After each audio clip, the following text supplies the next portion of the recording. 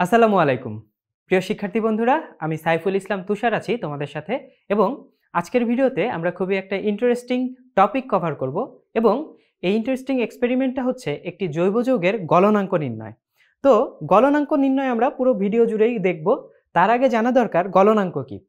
গলনাঙ্ক হচ্ছে সেই তাপমাত্রা যেখানে এক বায়ুমণ্ডলীয় চাপে কোনো কঠিন পদার্থ তরলে পরিণত হয়। অর্থাৎ এক বায়ুমণ্ডলীয় চাপে কোনো কঠিন পদার্থকে যদি আমরা তরলে পরিণত করতে চাই, তাহলে যত তাপমাত্রা প্রয়োজন সেই নির্দিষ্ট তাপমাত্রাটাকে আমরা বলছি গলনাঙ্ক। যেমন বরফের গলনাঙ্ক তোমরা জানো 0°C, এবং একই সাথে পানি, যখন বরফ লিকুইড হয়ে যায় পানি, সেই পানির স্ফুটনাঙ্ক কিন্তু আবার 100°C।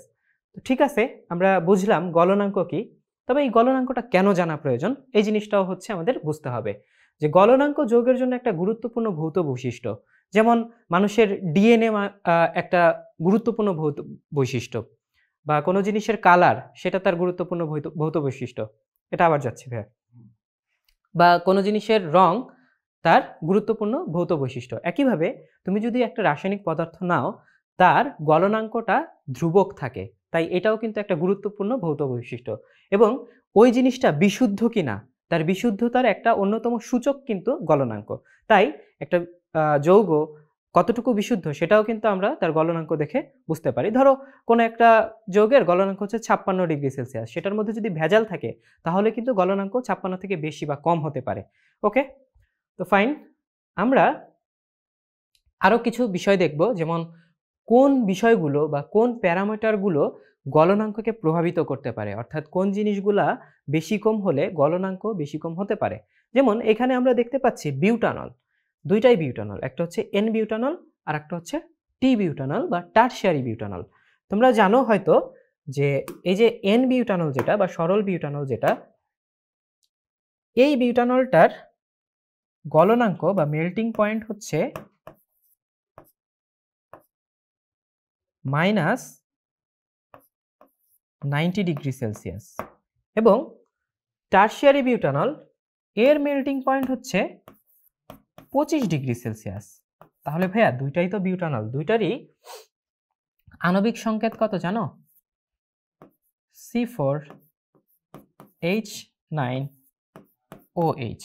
হ্যাঁ, দুইজনেরই আণবিক সংকেত আমরা পাচ্ছি এক, কিন্তু গাঠনিক সংকেত ভিন্ন হওয়ার কারণে আমরা কিন্তু ভিন্ন ভিন্ন গলনাঙ্ক পাচ্ছি। এবং এটা কিন্তু সমানুতার একটা বৈশিষ্ট্য, অর্থাৎ অণুর যে স্ট্রাকচার সেটার উপরে গলনাঙ্ক নির্ভর করে। এই অণুটা হচ্ছে সরল রৈখিক বা একটু সরল দেখে এটা কম স্টেবল, এবং কঠিন অবস্থায় টারশিয়ারি বিউটানলটা বেশি স্টেবল থাকে, তাই একে তরলে পরিণত করতেও আমার বেশি তাপমাত্রার প্রয়োজন হয়। তো আমরা যদি পরবর্তী স্লাইডে যাই, আর একটা জিনিস হচ্ছে আমরা দেখতে পাই যে গলনাঙ্ককে ভালোভাবেই প্রভাবিত করতে পারে। সেটা কি? সেটা হচ্ছে অণুর মধ্যকার আকর্ষণ বল, যেটাকে আমরা অনেক সময় আন্তঃআণবিক আকর্ষণ শক্তিও বলে থাকি। ইংরেজিতে আমরা এটাকে বলি হচ্ছে ইন্টারমলিকিউলার অ্যাট্রাকশন ফোর্স।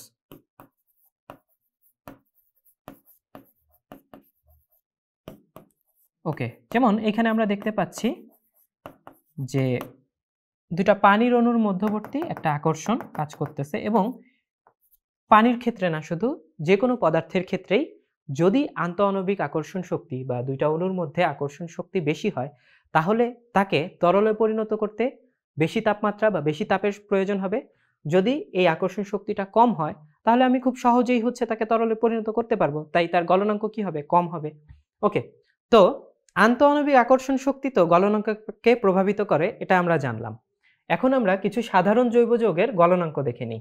এই স্লাইডে আমরা মোটামুটি phenol, naphthol, oxalic acid, benzoic acid, cinnamic acid, toluidine এসব যৌগের গলনাঙ্ক দেখিয়েছি।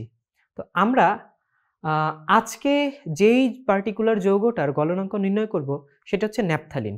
হ্যাঁ, তো এই পরীক্ষাটা করার মাধ্যমে তুমি কিভাবে উপকৃত হচ্ছ সেটা জানা কিন্তু জরুরি। তো শিক্ষার্থীরা যদি এই পরীক্ষাটা করো তোমরা, তাহলে গলনাঙ্ক শব্দটি অবশ্যই বুঝতে পারবে গলনাঙ্ক শব্দটি কি। শিক্ষার্থীর পদক্ষেপগুলো বোঝার পরে বাস্তব ল্যাবে পরীক্ষাটি দ্রুত এবং আরো নির্ভুলভাবে করতে সক্ষম হবে, এবং তোমরা একটা কঠিনের গলনাঙ্ক যে ধ্রুবক থাকে সেই ব্যাপারটা সম্পর্কে আরো নিশ্চিত হবে। আচ্ছা, তো ফাইনালি আমাদের এই পরীক্ষাটি করতে কি কি উপকরণের দরকার হবে সেটা একটু এক নজরে দেখে নিই। আমাদের দরকার হবে 100 মিলি বিকার, ক্ল্যাম্প সহ একটা লোহার stand, wire gauze, Bunsen burner, thermometer, tripod stand, ছিদ্রযুক্ত প্লেট বা যেকোনো একটা প্লেট হলেই হবে। ঘূর্ণনের জন্য হচ্ছে স্টেয়ারার লাগবে, যেটা দিয়ে আমরা নাড়াতে পারবো। চিকন ক্যাপিলারি টিউব লাগবে, এটাকে আমরা বাংলায় কৈশিক নল বলি। সুতা লাগবে, স্প্যাচুলা লাগবে, ক্রিস্টালাইন পদার্থ যেটার গলনাঙ্ক আমরা নির্ণয় করব, সেটা অবশ্যই কঠিন হতে হবে, অর্থাৎ ন্যাপথালিন লাগবে, আর একটা তরল প্যারাফিন লাগবে। তো আমরা যদি সেটআপটা একটু দেখি যে কিভাবে রাখবো আমরা, ক্যাপিলারি টিউবটা আর সুতাটা হচ্ছে একসাথে থাকবে। আমরা সুতা দিয়ে ক্যাপিলারি টিউবটা বেঁধে নিব। কৈশিক নলের মধ্যেই হচ্ছে আমরা বেসিক্যালি ন্যাপথালিনটা প্রবেশ করাবো, এবং স্প্যাচুলা দিয়ে ওই জিনিসটা আমরা কাচের যে প্লেটটা আমরা ব্যবহার করছি সেটার উপরে রাখবো, এবং এইভাবে হচ্ছে আমরা একটা বিকারের মধ্যে তরল প্যারাফিন ঢেলে নিব এবং সেটাকেই বেসিক্যালি তাপ দিব বুনশেন বার্নারের মাধ্যমে, এবং এই যে ত্রিপদী স্ট্যান্ড যেটা, সেটার উপরে তার জালি দিয়ে সেটার উপরে আমরা তাপ দিব। এবং ফাইনালি তাপ, আমরা যেহেতু গলনাঙ্ক নির্ণয় করছি, তাপমাত্রা মাপার জন্য তো একটা যন্ত্র দরকার, এবং সেই কাজটাই করবে হচ্ছে থার্মোমিটার। থার্মোমিটারটাকে আমরা উপর দিয়ে হচ্ছে এখানে ঝুলিয়ে রাখবো, যাতে টাইম টু টাইম আমরা তাপমাত্রার পরিবর্তনটা রিড করতে পারি। ওকে, তাহলে আমরা চলো এক্সপেরিমেন্টে চলে যাই। তো যেরকমটা আমরা স্লাইডে দেখলাম, প্রয়োজনীয় উপকরণগুলো কিন্তু আমরা টেবিলেও নিয়ে নিয়েছি, এবং আমাদের কাছে কিন্তু এই পাত্রটাতে ন্যাপথালিন রয়েছে, এই পাত্রটিতে রয়েছে তরল প্যারাফিন, এবং আমরা দেখতে পাচ্ছি এখানে স্প্যাচুলা আছে, এবং ওই যে 100 ml যে বিকারটা, সেটার মধ্যে আমরা অলরেডি তরল প্যারাফিনটা ঢেলে নিয়েছি। এখন আমরা স্লাইডের মতো করেই সেম সেটআপে ত্রিপদী স্ট্যান্ডের উপরে তার জালি থাকবে, এবং তার উপরেই হচ্ছে বিকারটা রেখে আমরা বুনশেন বার্নার দিয়ে তাপ দিব, এবং তাপ তো তরল প্যারাফিনকে দিচ্ছি। এই তরল প্যারাফিনটা উত্তপ্ত হয়ে আসলে কি কাজ করবে সেটাও আমাদের জানা প্রয়োজন। আমরা এরপরেই ন্যাপথালিনটা আসলে এই কাচের প্লেটের উপরে ঢেলে নিব, এবং তারপরে ক্যাপিলারি টিউব দিয়ে বা কৈশিক নল দিয়ে আমরা কিছু পরিমাণ ন্যাপথালিন ক্যাপিলারি টিউবের মধ্যে প্রবেশ করাবো, এবং ক্যাপিলারি টিউবের অন্য প্রান্তটি আমরা তাপ দিয়ে বন্ধ করে দিব। অর্থাৎ আমরা যদি কিছুক্ষণ তাপ দেই, এটা গলে যাবে, এবং যে মুক্ত প্রান্ত আছে সেটা কিন্তু বন্ধ হয়ে যাবে কিছুক্ষণের মধ্যেই। আমরা যদি আরেকটু তাপ দেই, তাহলেই কিন্তু এটা বন্ধ হয়ে যাবে। বন্ধুরা, আমরা তো উপকরণগুলো দেখলাম, তো চলো এখন আমরা মেইন পরীক্ষায় প্রবেশ করি। শুরুতেই আমরা একটি কৈশিক নল বা ক্যাপিলারি টিউব নিয়ে নিব। ক্যাপিলারি টিউবটিকে আমরা আগুন দিয়ে তাপ দিব, এবং যতক্ষণ না পর্যন্ত এই ক্যাপিলারি টিউবের এক প্রান্ত বন্ধ না হয়, অর্থাৎ আমার কি করতে হবে, জিনিসটাকে একটা টেস্ট টিউবের মতো একটা জিনিস তৈরি করতে হবে আর কি, কৃত্রিমভাবে, যাতে একটা সাইড বন্ধ হয়ে যায় এবং অন্য পাশটা খোলা থাকে। এবং আমরা বেশ কিছুক্ষণ তাপ দিব। তাপ দেওয়ার পরে একটা সময় এই এক প্রান্তের বা প্রান্তীয় যে কাজগুলো আছে সেগুলো গলে গিয়ে আমার ক্যাপিলারি টিউবের এক প্রান্ত বন্ধ হয়ে যাবে। ঠিক তারপরেই আমরা এই যে ন্যাপথালিনের যে পাত্রটা আছে, এখান থেকে কিছু ন্যাপথালিন স্প্যাচুলা দিয়ে নিয়ে নিব, এবং মজার বিষয় হচ্ছে যে ন্যাপথালিনগুলো কিন্তু কেলাস আকৃতির, বা ওইখানে যেটা বলছে যে ক্রিস্টালাইন থাকবে। তো এটাকে কিন্তু আমাদের একটু গুঁড়ো করে নিতে হবে, না হলে কিন্তু ক্যাপিলারি টিউবে ঢুকবে না। তো সেজন্য আমরা কি করব, এই যে হামানদিস্তার মতো যে জিনিসটা আছে সেটা দিয়ে হচ্ছে আমরা কিছু দূর গুঁড়া করে নিব, এবং গুঁড়া করার পরে আমরা আমাদের যে কাচের প্লেটটা আছে সেখানে হচ্ছে ঢেলে দিব।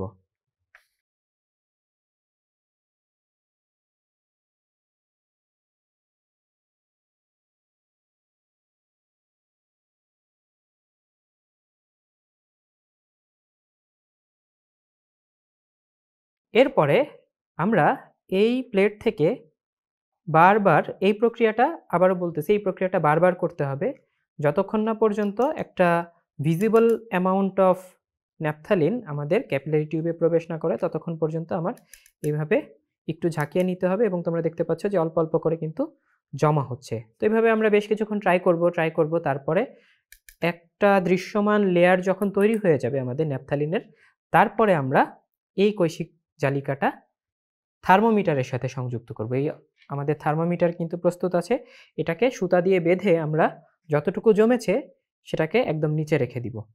তো দেখো আমাদের কিন্তু ক্যাপিলারি টিউবে একটা দৃশ্যমান অ্যামাউন্ট অফ ন্যাপথালিন চলে এসেছে।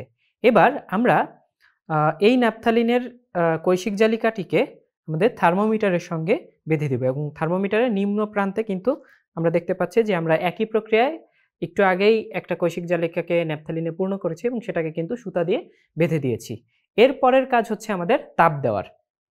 ক্যাপিলারি টিউবে ন্যাপথালিন নেওয়ার পরে আমরা সেটাকে থার্মোমিটারের সাথে সংযুক্ত করলাম। তারপরে আমরা এই স্ট্যান্ডটির সাথে এটাকে সংযুক্ত করে দিব। তো আমরা এমনভাবে থার্মোমিটারটাকে সংযুক্ত করব যাতে ক্যাপিলারি টিউবের ন্যাপথালিনের যে উচ্চতা সেটা সম্পূর্ণভাবে প্যারাফিনের মধ্যে নিমজ্জিত হয়। এরপরে আমরা বুনসেন বার্নারটি দিয়ে তাপ দেওয়া শুরু করব এবং আমি আবারও বলছি, আমরা কিন্তু আস্তে আস্তে যখন তাপ দেওয়া শুরু করব তরল প্যারাফিনটি কিন্তু উত্তপ্ত হতে শুরু করবে এবং একই সাথে এটা তাপমাত্রা বাড়তে থাকবে। ফলে তোমরা খেয়াল করবে যে থার্মোমিটারের যে লাল দাগটি সেটি আস্তে আস্তে উপরের দিকে উঠতে থাকবে, অর্থাৎ তাপমাত্রা বৃদ্ধি পেতে থাকবে এবং একটা সময়ে যখন ন্যাপথালিনটি গলা শুরু করবে আমরা ওই টেম্পারেচারটার রিডটা নিয়ে নিব এবং সম্পূর্ণরূপে না গলা পর্যন্ত আমরা অপেক্ষা করব এবং সম্পূর্ণরূপে যখন ন্যাপথালিনটি গলে যাবে তারপরের থার্মোমিটারের রিডটাও আমরা নিয়ে নিব এবং দুটি তাপমাত্রার যদি আমরা গড় করে ফেলি তাহলেই কিন্তু ন্যাপথালিনের গলনাঙ্ক আমরা পেয়ে যাব। চলো আমরা বুনসেন বার্নার দিয়ে তরল প্যারাফিনটিকে তাপ দেওয়া শুরু করি এবং তোমরা দেখতে পাচ্ছ যখনই আমরা তাপ দেওয়া শুরু করেছি আস্তে আস্তে কিন্তু তরল প্যারাফিনটি উত্তপ্ত হচ্ছে এবং একই সাথে আমরা দেখতে পাবো যে তাপমাত্রাও বৃদ্ধি পাবে এবং তোমরা যদি থার্মোমিটারের রিডটা দেখো থার্মোমিটার কিন্তু আস্তে আস্তে উত্তপ্ত হচ্ছে। তো তোমরা দেখতে পাচ্ছ যে আমরা কিন্তু ধীরে ধীরে বুনসেন বার্নার দিয়ে তাপ দিচ্ছি এবং আমাদের যে প্যারাফিনটি আছে সেটাও কিন্তু উত্তপ্ত হতে শুরু করেছে এবং এই উত্তপ্ত প্যারাফিন থেকেই তাপ শোষণ করে কিন্তু আমাদের ন্যাপথালিনও গলতে শুরু করবে।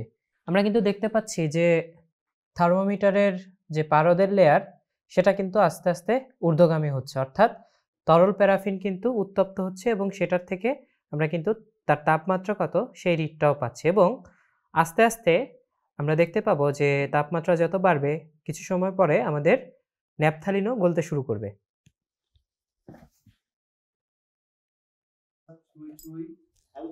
এবং আমাদের ন্যাপথালিনও কিন্তু দেখো ধীরে ধীরে গলতে শুরু করেছে।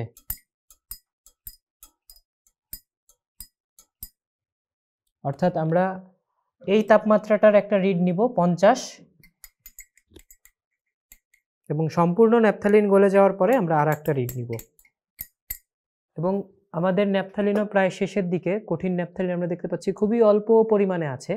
তো আমরা দেখতে পাচ্ছি 58 ডিগ্রি সেলসিয়াসে এসে কিন্তু আমাদের সম্পূর্ণ ন্যাপথালিনটুকু তরলে পরিণত হয়েছে, অর্থাৎ আমাদের ন্যাপথালিন তরলে পরিণত হওয়া শুরু হয়েছিল 50 ডিগ্রি সেলসিয়াস থেকে এবং 58 ডিগ্রি সেলসিয়াসে এসে সম্পূর্ণ ন্যাপথালিনটি তরলে পরিণত হয়েছে। অর্থাৎ আমরা যদি এই দুইটা টেম্পারেচারের গড় করি অর্থাৎ 50 + 58 ডিভাইডেড বাই 2 অর্থাৎ 54 ডিগ্রি সেলসিয়াস হচ্ছে আমাদের এই ন্যাপথালিনটির গলনাঙ্ক।